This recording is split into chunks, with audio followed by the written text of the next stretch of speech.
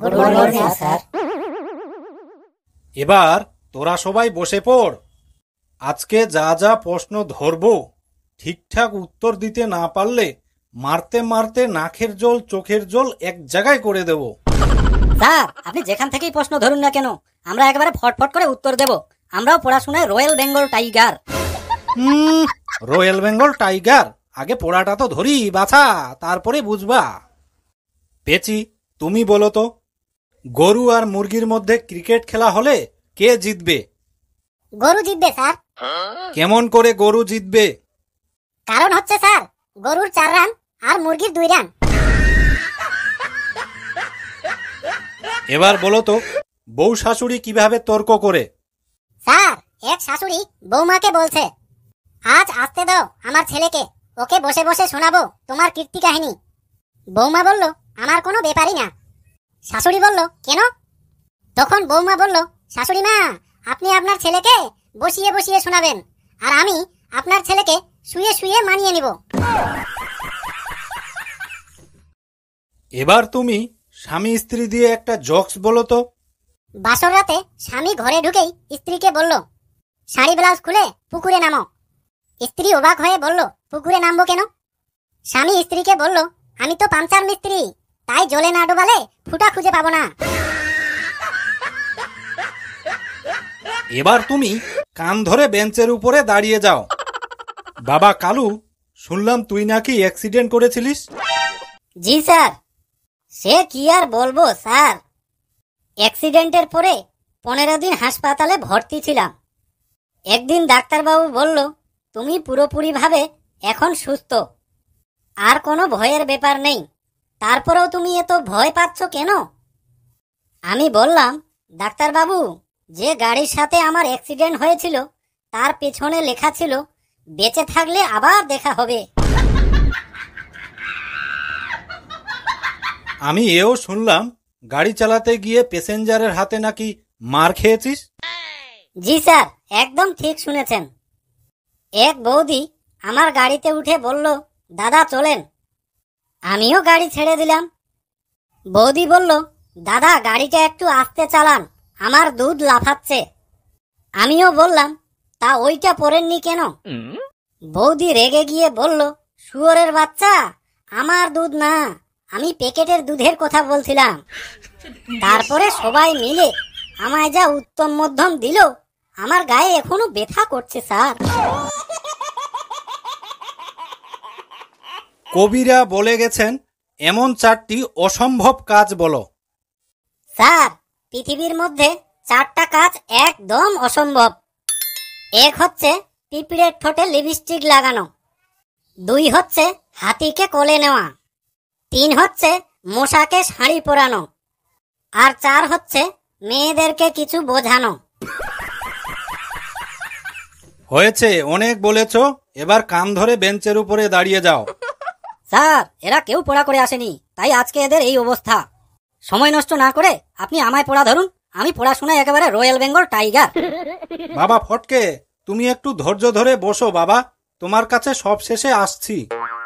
বাবা ফেলু, এবার তুমি বলো তো, স্বামী স্ত্রীর সংসার জীবনে কথাবার্তার ধরন কেমন হয়?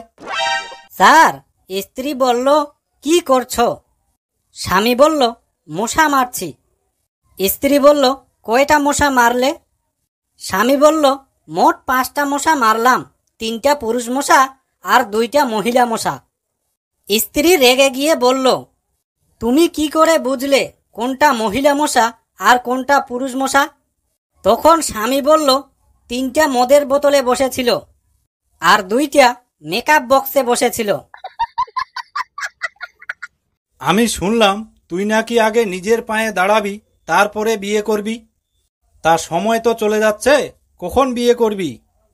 বিয়ে করার জন্য নিজের পায়ে দাঁড়াতে দাঁড়াতে আসল জিনিসের দাঁড়ানোর সময় শেষ হয়ে গেছে স্যার। এই বেয়াদব, তুই এক্ষুনি কান ধরে বেঞ্চের উপরে দাঁড়া। তোরা এক একটা গাধা তৈরি হচ্ছিস। বাবা ফটকে, এবার তুমি বলো তো, তোমার ফুলসজ্জার রাত কেমন কাটলো? খুব আনন্দে কাটলো স্যার, এত আনন্দ যে বলে বোঝাতে পারবো না স্যার। ফুলসজ্জার রাতে আমার স্ত্রী আমার পা ছুঁয়ে প্রণাম করলো, কিছুক্ষণ পর আমি আমার স্ত্রীর পা কাঁধে তুলে নিলাম। সুতরাং সম্মান দিলে সম্মান পাওয়া যায় স্যার। আমি শুনলাম তুমি নাকি বাচ্চার বাবা হয়ে গেলে, তা কি হলো, ছেলে না মেয়ে? স্যার, হঠাৎ করে আমার বউয়ের পেটে প্রচন্ড ব্যথা। তাড়াতাড়ি করে হাসপাতালে ভর্তি করলাম।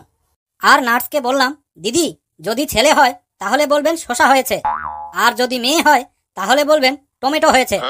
কিছুক্ষণ পরে অপারেশন সাকসেসফুল হলো। একসাথে দুইটা যমজ ছেলে মেয়ে হয়েছে। নার্স তখন কনফিউশন হয়ে আমাকে বলল, অভিনন্দন স্যার, আপনার সালাদ হয়েছে।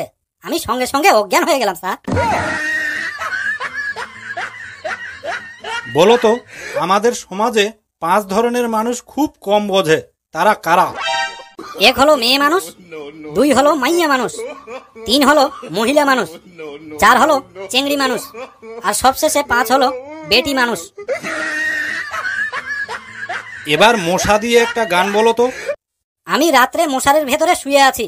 মশারির বাইরে থেকে এক মশা গান বলছে, বন্ধু ঘর বানাইলা কি দিয়া, দরজা জানলা কিছুই নাই, কেমনে তোমারে চুম্মা খাই, হাই বন্ধু ঘর বানাইলা কি দিয়া। তোমার এবার লাস্ট প্রশ্ন। পাগলের হাতে বই, এটার একটা ছোট গল্প বলে শোনাও তো। স্যার, মন দিয়ে শুনবেন। এক পাগলের হাতে বই দেখে ডাক্তার পাগলকে জিজ্ঞাসা করলো, তোমার হাতে ওটা কিসের বই? পাগল বলল, এই 500 পাতার বইটার লেখক আমি। ডাক্তারবাবু অবাক হয়ে বললেন, কি বলছো এসো, তো বইতে কি লিখলে? পাগল বলল, প্রথম পাতায় লিখেছি এক রাজা ঘোড়া নিয়ে জঙ্গলের দিকে রওনা হলো, আর শেষ পাতায় লিখেছি রাজা জঙ্গলে পৌঁছে গেল। ডাক্তারবাবু রেগে গিয়ে বলল, হতচ্ছাড়া, তাহলে বাকি পৃষ্ঠায় কি লিখলি? পাগল বলল, ঘোড়া চলছে টিক দিক টিক দিক টিক দিক। ডাক্তারবাবু বলল, ওরে হতভাগা, তোর এই বই পড়বে কে?